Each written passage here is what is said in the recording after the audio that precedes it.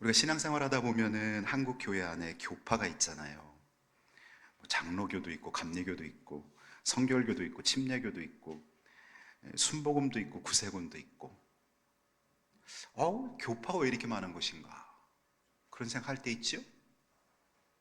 여기에 대해서 간단하게 먼저 답을 드리면은, 우리 대한민국에 복음이 들어올 때 영국 선교사님들이 요한 웨슬레의 그 부흥 운동에 기반으로 해서 감리교 선교사님들이 들어와서 우리 영향을 미쳤을 때 우리 한국의 감리교단이 세워지고요. 그 다음에 미국의 북장로교 그 선교사님들이 한국에 들어오면서 복음을 전해서 교인들을 이렇게 부흥시키고 교회가 세워지면서 장로교단이 세워졌어요. 우리 성결교단은 어떻게 시작됐냐면은, 우리 성결교는 16세기 종교개혁으로 세워진 개신교 교파에 속하는 복음주의 교회입니다. 여러분이 여기 나오는 정도는 알고 계셔야 돼요. 성결교회가 어떻게 태동됐지? 성결교회는 16세기 종교개혁에 개신교 교파들이 세웠는데 그 복음주의 교회 중에 하나이다. 1900년을 전후로 해서 미국에서 복음주의 운동이 활발하게 일어납니다. 그때 미국의 두 명, 카우만과 길보른이라는 사람이 1901년에 동양에 있는 나라에게 우리가 경험한 하나님, 그 신앙을 전하자. 그래서 동양선교회를 조직합니다. 그리고 우리나라보다는 먼저 일본의 복음이 들어가요. 지금은 성도가 대한민국이 훨씬 많고 일본은 복음화율이 얼마 안 되죠. 이것 또한 하나님이 우리 대한민국을 사랑하신 놀라운 은혜인데요. 일본에다가 1901년에 동양선교회를 조직합니다. 그리고 동경성서학원을 일본에 세우게 되는 것이요. 그때 우리나라에는 신학교가 없으니까 김상준, 정빈이라는 이 두 명이 일본으로 건너가서 동경성서학원에서 공부를 하고 1907년 평양 대붕이 일어나는 그 해에 1907년 당시 경성이라고 불렸던 이 서울에서 동양선교회 복음전도관이라고 이름을 짓고 전도를 시작하는 거예요. 그것이 바로 성결교회의 뿌리입니다. 성결교회는 언제 세워졌냐? 1907년 김상준, 정빈 두 사람이 일본에서 동경성서학원에서 공부를 하고 돌아와서 동양선교회 복음전도관을 세운 그 교단이 성결교단입니다. 그러니까 성결교단은 어디에 뿌리를 두겠어요? 거슬러 올라가면은 바로 카우만과 길보른이 1901년에 세웠던 동양선교회, 그리고 이 동양선교회는 바로 16세기 종교개혁이 일어났던 그 복음주의에 뿌리를 두고 있는 그런 교단입니다. 그러니까 교단이 많다고 해서 여러분이 조금 어떻게 보면 부정적으로 볼 필요는 없어요. 어떤 나라 어떤 선교사에게서 들어왔는가? 물론 장로교 안에 또 교파가 생겨나고 이런 신학적인 입장 때문에 교파가 생겨났긴 했지만, 이 교파가 다양하게 생겨남으로 인해서 한국 복음화에 또 긍정적인 영향도 미쳤어요. 그런데 문제는 뭐냐면은 교파가 많은 게 문제가 아니라 복음으로 위장한 잘못된 교리를 가리키는 기독교 이단이 문제인 거예요. 정통교회와 이단교회가 있으니까 이단을 조심해라, 이런 말 여러분 많이 들어보셨죠? 이단이 도대체 뭔가, 우리가 왜 경계해야 되며 어떻게 대처해야 되는지 오늘 말씀드리려고 해요. 제가 어릴 때 저희 어머니께서 이런 말씀을 해주셨어요. 결혼해서 농촌에 시집을 오셨는데 시골에서 시아버지, 시어머니를 모시고 사는데 하루는 시아버지께서 방금 화장실에 가셨는데 10초도 안 돼서 큰 길가에 보니까 또 시아버지가 걸어가고 계시더라는 거예요. 이게 무슨 일이지? 그러고 나서 조금 또 시간이 지났는데 밭에서 시아버지하고 같이 저희 어머님이 밭에서 일을 하다가 새참을 준비하러 집으로 혼자 오셨는데 큰 길가에 또 시아버지가 계시더라는 거예요. 그러니까 알고 봤더니 저희 할아버지하고 저희 작은 할아버지하고 너무 닮으신 거예요. 그래서 혼동을 하신 거예요.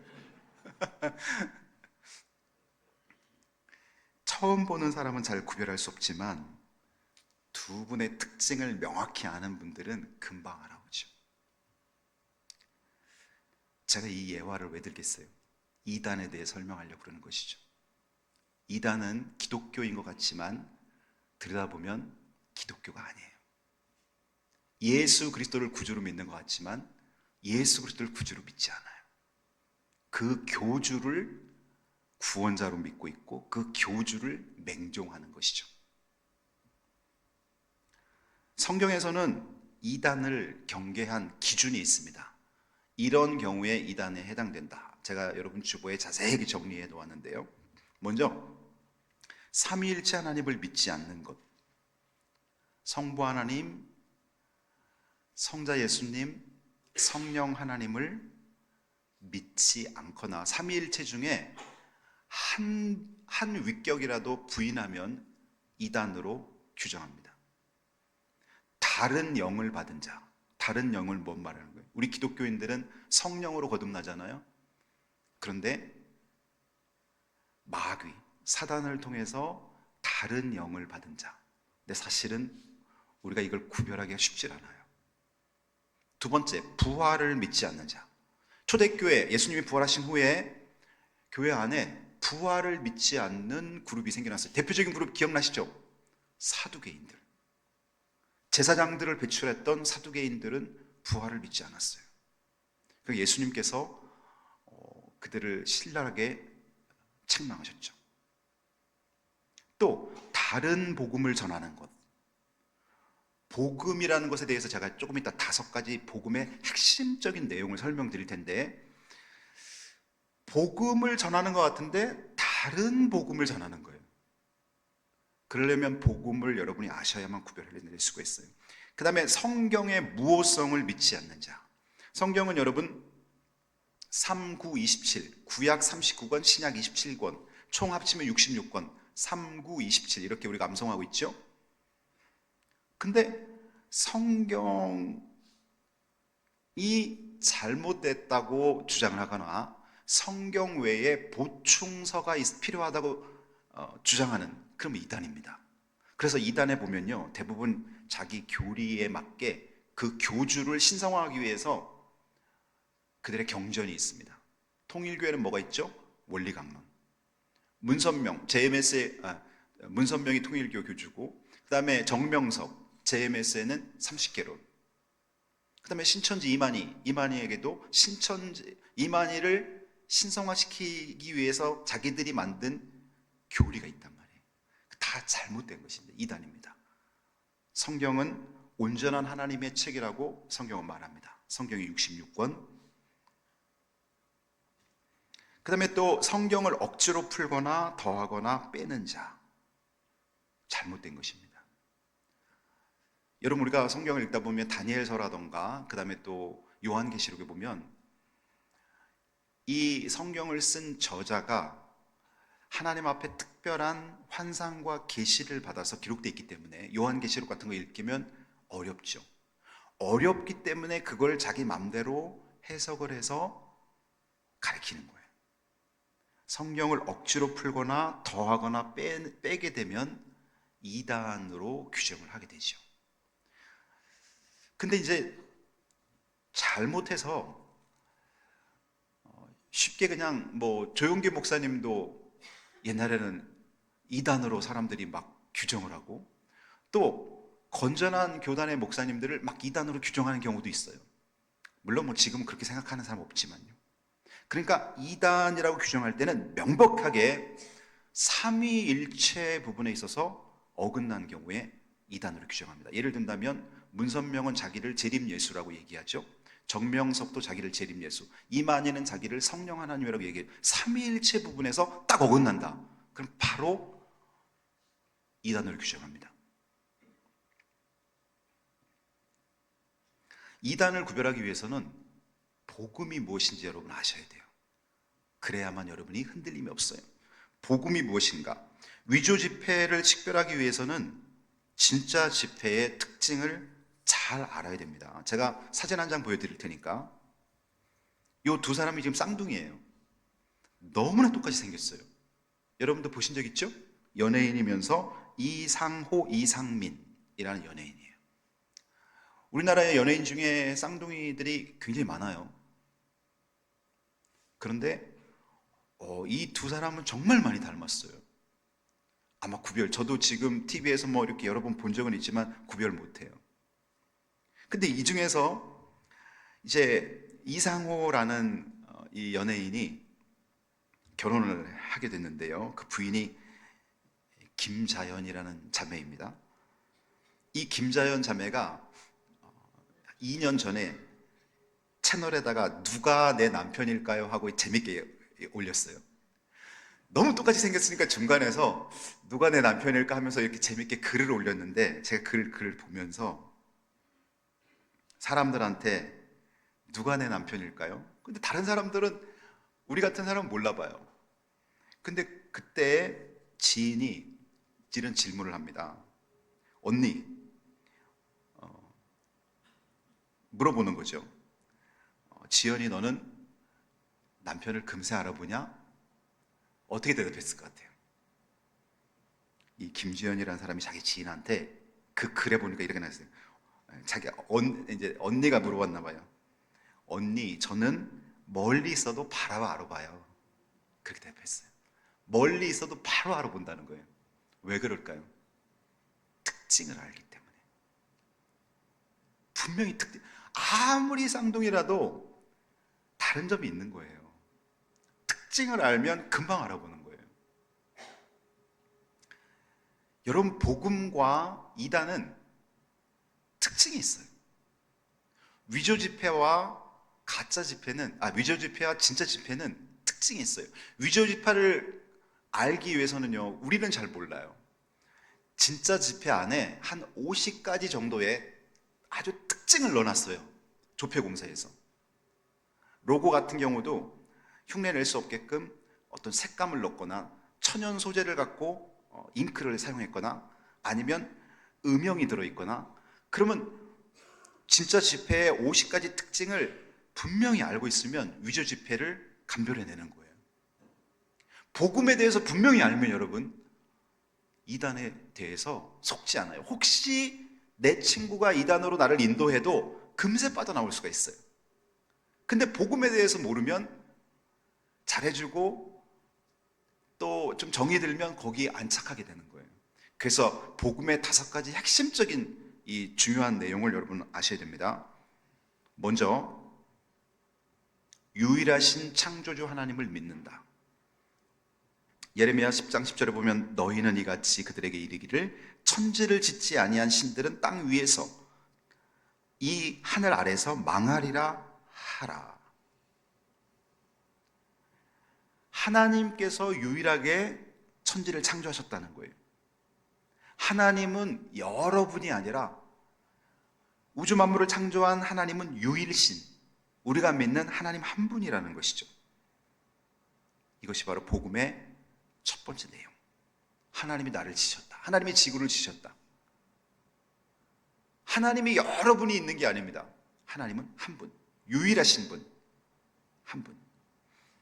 두 번째 복음의 내용, 모든 인간은 죄인이며 죄의 대가는 사망이요 심판과 지옥이 기다리고 있다. 히브리서 9장 27절에 보면은 한 번 죽는 것은 사람에게 정해진 것이요 그 후에는 심판이 있다고 기록하고 있습니다. 그러니 여러분, 우리가 심판을 향해 걸어가고 있는 것이죠. 저와 여러분은 심판을 앞두고 있는 거예요. 하나님의 심판. 그리고 죄를 진 사람은 영적 사망, 지옥에서 영원히 그 형벌을 받게 되는 걸 영적 사망이라는데, 그 사망을 받게 되는 거예요. 이게 복음의 골자입니다. 심판을 믿지 않거나, 그래서 여러분, 지상 천국을 강조하는 교단도 있잖아요. 천국은 지상에서 벌어지는 것이다. 이단이고 잘못된 것이죠. 분명히 성경은 우리가 죽은 후에 하나님의 심판이 있다고 말했어요. 세 번째, 인간은 스스로의 힘으로 구원을 받을 수 없다. 이겁니다. 그래서 예수가 필요하다. 에베소서 2장 8절에 보면은 너희는 그 은혜에 의하여 믿음으로 말미암아 구원을 받았으니 이것은 너희에게서 난 것이 아니요 하나님의 선물이라. 구원이 내가 노력하고 내가 착한 일을 하고 내가 교회 봉사를 많이 해서 구원받는 게 아니라 나의 죄를 위해 생명의 속전, 피를 흘리신 예수님을 믿음으로 죄로부터 구원받는다는 거죠. 그래서 인간은 스스로의 힘으로 구원받을 수 없다. 마틴 루터가 종교 개혁을 하기 전에 할 무렵에 천주교회에서 중세시대 때 범했던 잘못이 뭐냐 하면은 면죄부를 판매한 것입니다. 그래서 종교가 타락하자 교회에 많은 돈을 기부하면서 면죄부를 사면 너희 할아버지 할머니가 구원받지 못해서 지금 지옥에 있는데 너가 면죄부를 사는 동안 할머니 할아버지가 천국으로 갈 거야, 이렇게 가르쳤던 거예요. 타락한 것이죠. 성경적이지 않은 것이죠. 인간은 스스로의 힘으로 구원받을 수 없고 반드시 예수 믿어야 되는 것이죠. 그래서 네 번째 교리는 뭐냐면 예수 그리스도만이 인류의 구원자이시다. 여러분, 다원주의를 조심해야 되는 게 뭐냐면 다원주의는 길이 여러 개라고 가르칩니다. 아니, 굳이 교회에 꼭 다녀야 되냐? 아니, 각각 자기 종교에서 경지에 이르면 다들 구원받는 거지 왜 기독교 너희들은 꼭 예수만 강조하느냐? 근데 성경은 그렇게 말하지 않아요.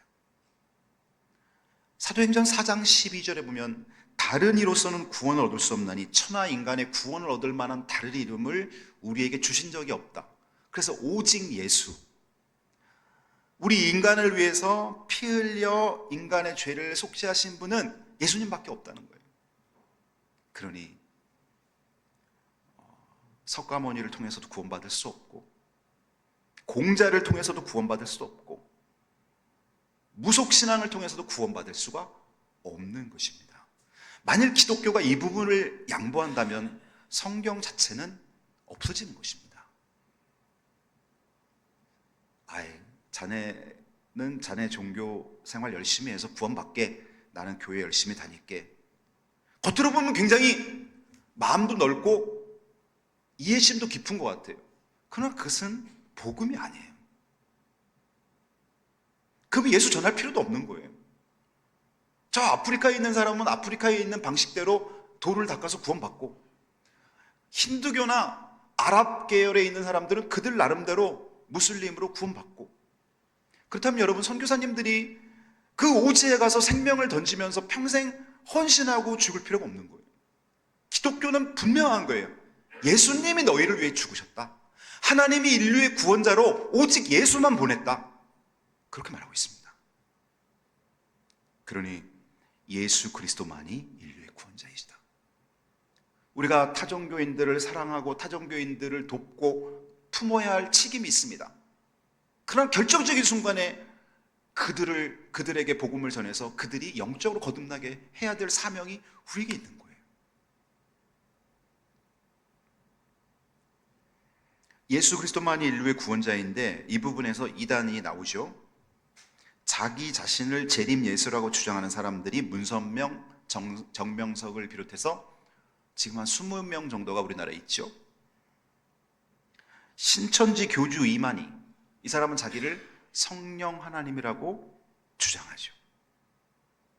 근데 그 주장을 수많은 박사학위를 받은 교수, 또 우리 사회에서 굉장히 지식층의 사람들이 여기에 빨려 들어간단 말이에요. 우리가 볼 때는 이해가 안 돼요. 저 사람이 저렇게 많이 공부를 하고 왜 이만희 밑에 있지? 미혹의 영, 마귀가 그 마음을 유혹하면요, 세상에 이 사람이 뭐 박사 아무 필요 없습니다. 빠져 들어가는 거예요. 대통령이라도 빠져 들어가는 거예요. 미혹의 영이 그 안에 침투되면요, 무서운 거예요. 목회자들도 막 넘어져요. 그런 우리가 여러분 긴장해야죠. 복음 위에 서야 되죠. 다섯 번째는 죄인은 회개하고 예수님을 구주로 믿음으로 구원받는다. 로마서 10장 9절에 보면 내가 만일 내 입으로 예수를 주로 시인하며 또 하나님께서 그를 죽은 자 가운데서 살리신 것을 내 마음에 믿으면 구원을 받으리라. 회개하고 예수님을 구주로 믿으면 구원받는다. 이게 복음의 핵심이게 되겠습니다. 이 5가지를 잊지 마세요. 여러분 주보에 잘 정리해 드렸으니까. 복음의 5가지 내용, 중요한 내용입니다. 그럼 누가 이단에 잘 걸려드는가? 사실 제가 이수교회에서 10여 년 목회하면서 이단에 빠진 분은 제가 그렇게 많이 보지는 않았어요. 한두 명 있긴 했어요. 이단에 빠져 있는 걸 알고 출교시키긴 했지만, 이단에 여러분 누가 잘 걸려드는 줄 아세요? 교회에 대해서 부정적이거나 비판적 성향이 강한 사람, 이런 사람들은요, 이단들이 특별히 우리가 경계해야 되는 이단이 신천지입니다. 이 신천지는 모든 거짓말을 동원해서 사람들을 자기 교파로 끌고 오는 것, 그러면 그 거짓말을 허용해줘요. 그래서 이 사람들이 모이면요, 어떻게 거짓말을 해서 청소년들을 자기의 신천지로 들어오게 할까, 이 회의만 매일 하는 거예요. 그러니까 정말 보이스피싱 저리 가려요. 이 사람들은 아주 황당한 거짓말을 만들어서 사람들을 끌고 가요. 그리고 이 사람들이 하는 전략이 뭐냐면 교회에 보내는 거예요. 이렇게. 그렇다고 여러분 뭐 성도들끼리 저 사람 신천이 아니 이렇게 의심은 하지 마세요. 왜냐하면 담임 목사인 저와 우리 새가족부에서 새가족들이 오시면 다 이렇게 다 그 상담하고 양육하면서 다 벌써 파악을 하고 있으니까 여러분들은 서로가 사랑하고 교제하면 됩니다. 근데 담임 목사인 저는 가끔 조금 이상하게 행동하는 사람이 있으면 세심하게 보지요. 그러니까 이렇게 이제 뭐 사랑의 교회 같은 경우는 뭐 수만 명 되니까 여러 사람을 파송하고, 또 뭐 몇백 명 되는 교회에는 뭐 한두 명 파송을 해서 이 사람들이 신앙생활을 계속 하면서 뭘 관찰하냐면 여기 30대 40대 중에 교회에 대해서 부정적이고 비판적인 사람이 딱 한 1년만 신앙생활을 하면 알잖아요. 그럼 그 사람하고 차를 마시고 그 사람하고 교제를 하고, 그러다가 외부에서 신천지가 하는 복음방인데 선교사님들이라고 속여요. 보통 우리 선교사님들이 이렇게 말씀을, 그런데 가면 이제 걸려드는 거예요. 교회에 대해서 부정적이고 비판적인 사람들은 신천지는 기존 교회가 잘못됐다고 막 얘기를 하기 때문에 거기 가면 속 시원함을 느끼거든요. 이게 넘어가는 거예요. 거기 제가 너무 놀랬던 게 뭐냐면은, 제가 2005년도에 시골 목회하다가 서울에 와서 부목사를 하는데 그 교회에서 한 3년 정도 목회를 했던 거예요. 근데 60대 중반의 어떤 여자분이 권사님이신데, 제가 한 달에 한두 번 그래도 부목사니까 뭐 오후 예배도 설교하고 그러잖아요. 설교하면은 너무나 칭찬을 해주시는 거예요. 손을 잡으면서 은혜 많이 받았다고 하고 칭찬을 해주는 거예요. 그리고 2년 반 동안 너무 열심히 교회를 섬기는 거예요. 그리고 저는 이제 그 교회에 있다가 제가 다른 또 교회로 부목사로 이제 제가 왔어요. 오고 나서 한 6개월 정도 있었는데 소식이 들리는 거예요. 그 사람이 신천지였다는 거예요. 제가 그래서 너무나 놀랐어요. 아니, 어떻게 저분이 신천지일 수가 있지? 갑자기 무서운 거예요. 그리고 또 제가 양육했던 형제 자매가 결혼을 했어요. 그래서 제가 주례까지 했어요. 근데 그 형제 자매가 하나는 숭실대를 다니고 하나는 숙대를 다녔어요. 근데 숙대에서 선교사님이 성경 공부를 하는데 저한테 전화가 온 거예요. 목사님 가도 되냐고. 이제 저는 벌써 그 교회를 나와 다른 교회 와 있는데 이제 제가 주례도 쓰고 그랬으니까. 그래서 그거 외부에서 성경 공부하는 거 조심해야 된다. 너가 섬기는 교회 담임 목사님께 얘기해서 검증받고 해라. 그랬더니 목사님 괜찮다는 거예요. 그리고 그 남자친구도 저한테 전화가 왔어요. 목사님 자기도 들어가서 공부했는데 건전하다는 거예요. 한 달 지나고 2달 지나고 약 1년이 지났어요. 신천지였던 거예요. 그 딸은 장로님 딸이에요. 아주 신실한 자매예요. 무서워요, 여러분. 그러니 교회에 대해 부정적이거나 그 형제 자매는 그런 짓은 않았는데, 그리고 얼른 그 후에 나와서 그래도 다행히 더 영향은 받지 않았습니다. 또 이단에 잘 빠지는 경우가 인정받고 싶은 욕구가 강한 사람.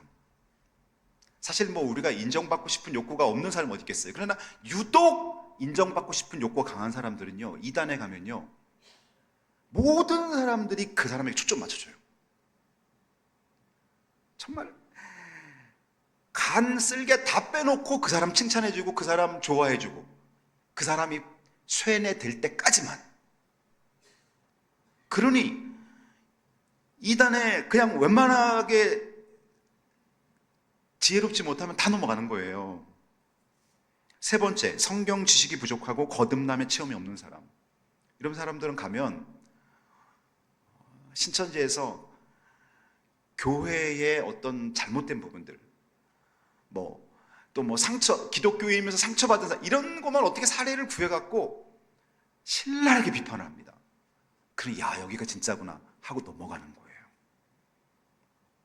이제 마지막으로 이단을 그럼 어떻게 대처해야 되는가? 제가 지금부터 얘기하는 것만 여러분 잘 아시면 절대 이단에 안 넘어갈 수가 있어요. 성경에서는 그 영이 하나님께 속하였는지 이단을 분별하라, 이렇게 얘기했어요. 오늘 본문에 보면 요한일서 4장 1절에 보면은 사랑하는 자들아 영을 다 믿지 말고 오직 영들이 하나님께 속하였나 분별하라. 많은 거짓 선지자가 세상에 나왔습니다. 성경에도 나오잖아요. 많은 거짓 선지자가 예수님 당시에도 그렇고 지금도 그렇고 세상에 나왔음이니라. 근데 여러분, 이 영을 다 믿지 말고 그 영이 하나님께 속하였나 분별하라 그랬는데, 분별하기가 사실 어려워요.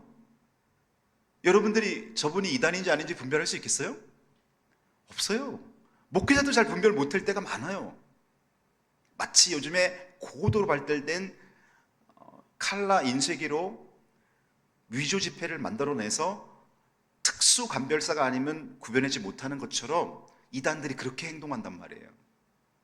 우리가 이단에 가면 처음부터 이상한 성경책이 아닌 이상한 거를 가르치면 누가 이단에 빠지겠어요? 성경을 가르쳐요. 창세기부터 계시록까지 성경을 쫙 가르쳐요. 그러다가 나중에 이 사람이 물들었다 싶으면 원리강론을 꺼내놓고 30개론을 꺼내놓는 거예요.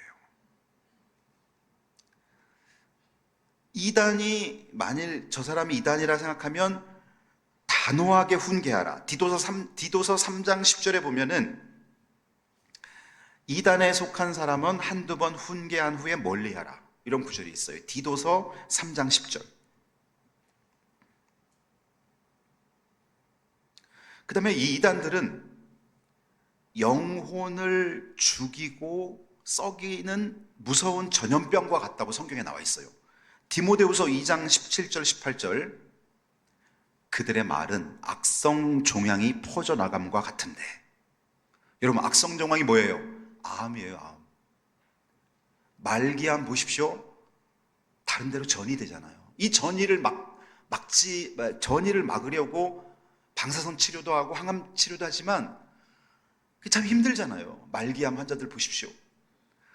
이단들의 말 또한 그렇다는 거예요. 악성 종양이 몸에 퍼져나가듯이 영혼 전체를 멸망시킨다는 거예요. 그 중에 후메네오와 빌레도 같은 사람도 있었더라. 진리에 관하여는 그들이 그릇되었도다. 부활이 이미 지나갔다 하므로 어떤 사람들은 믿음을 무너뜨리느니라. 옛날에 1992년 10월 28일, 제가 대학교이기 때문에 그 날짜도 기억해요. 1992년 10월 28일 밤 12시, 24시, 그때 휴거가 일어난다 이렇게 주장한 사람이 있었어요. 다미선교회 기억하시죠? 그래갖고 굉장히 시끌벅적했어요. 근데 결국은 시간이 지났지만 아무 일도 일어나지 않았어요. 거기에 수속된 사람들은 집문서, 땅문서 다 갖다 맡기고 그냥 휴거만 기다리고 있었어요. 성경에 대해서 잘못 이해한 거죠. 곡해한 거죠. 여러분, 종교 전쟁이 제일 무서운 게 뭐냐면, 종교 전쟁이 일어나면요, 사람을 죽이면서도 자기 신한테 헌신했다고 생각하는 거예요. 그러니까 종교 전쟁은 정말 무서운 거예요. 십자군 전쟁 같은 거 보십시오. 사람을 그렇게 많이 죽이면서도 기독교인은 기독교인대로 하나님 앞에 헌신했다고 생각하고, 또 반대 입장은 그들의 신한테 자기가 순교자라고 생각을 하잖아요. 잘못된 교리가 들어갈 경우에 그렇게 되는 거예요. 지금 북한 병사들이 우크라이나와 러시아에 파병이 되어서 우크라이나 병사들과 싸우는데 그들이 죽으면서 수류탄을 까서 자살하면서 뭐라 그래요? 위대한 김일성 수령 동지 만세! 이러고 죽잖아요. 잘못된 교리, 잘못된 사상이 사람을 그렇게 만드는 거예요. 자기 생명을 던지면서도 자기는 영웅이라고 생각을 하는 거예요. 순교자라고 생각을 하는 거예요. 그러니 여러분, 절대 이단에 빠지지만 안 되고, 특별히 조심해야 될 게 청소년과 청년들. 그래서 제가 어제 우리 정수영 전사님한테 3월 중에 한 주 날짜를 잡아서 제가 청년부 예배에 들어가서 이 설교를 또 한다 그랬어요. 사실 저희 교회 60 이상 되신 분들은 이단 걱정 안 하셔도 됩니다. 이단에서 오라 그래도 가지도 않고 이단에서 받아주지도 않아요. 솔직히 말해서 이단에서도 뭔가 써먹어야 되는데 받아주지도 않아요. 그렇잖아요. 가서 열심히 봉사해야 되고 막 길거리에서 막 하루에 막 10시간씩 막 그거 할 수 있어요, 여러분? 근데 청년들이나 청소년들 쇠뇌 딱 해놓으면 걔는 그렇게 한단 말이에요. 신천지에서는 그래서 청소년과 청년들 끌어들이는 거예요. 근데 끌어들이려고 해도 거기에 빨려들이지 않는 방법을 제가 딱 말씀드릴게요. 마지막으로 이렇게만 하시면 돼요. 3가지. 첫 번째는 뭐냐면은 본인이 출석하는 교회에서 진행하는 성경 공부 외에 타교회나 밖에서 진행하는 성경 공부 모임에 가고 싶으면 반드시 담임 목회자한테 확인을 하고 가세요. 왜냐하면 여러분, 온누리교회 뭐 아버지 학교라든가 온누리교회 뭐 좋은 프로그램들이 많잖아요. 그러면 여러분 확인을 하고 가세요. 왜냐하면 요즘에 온누리교회라는 이름을 빌려서 신천지에서 성경 공부를 해요. 그러니까 조심하셔야 되는 거예요. 반드시 여러분이 외부 프로그램에서 성경 공부하고 싶으면 저한테 연락을 주세요. 제가 섬세하게 찾아가고 알려드릴게요. 요즘 신천지에서 사용하는 방법이 뭐냐면 MBTI를 통해서 성격 검사를 해줘요. 여러분 가가호 장사하시는 분 가면 멀끔하게 차린 분들이 정중하게 인사를 하면서 상담해드리겠습니다 하고 다양한 상담 프로그램을 갖고 상담을 해주면서 그 사람들을 복음방으로 인도해요. 그 다음에 무슨 또 인문학 강의 이런 거 개설해갖고 대학가나 일반 교회에서 인문학 강의 이런 걸 통해서 사람들 끌어들여요.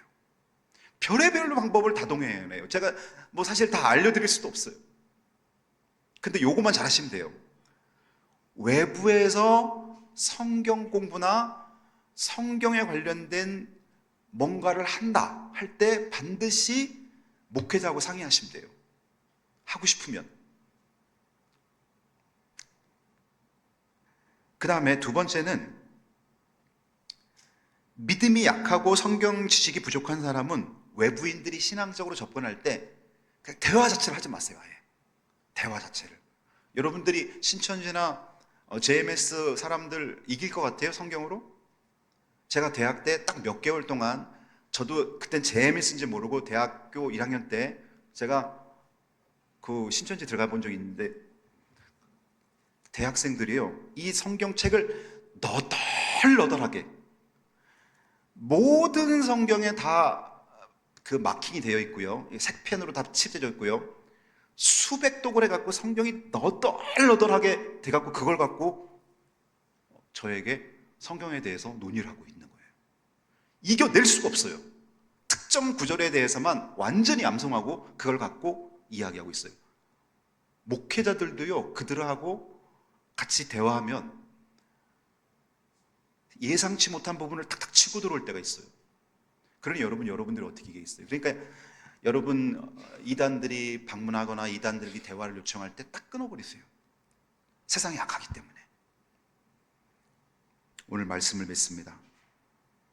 여러분의 자녀들이 이단에 빠지지 않기 위해 매의 눈으로 바라봐야 됩니다. 매의 눈으로.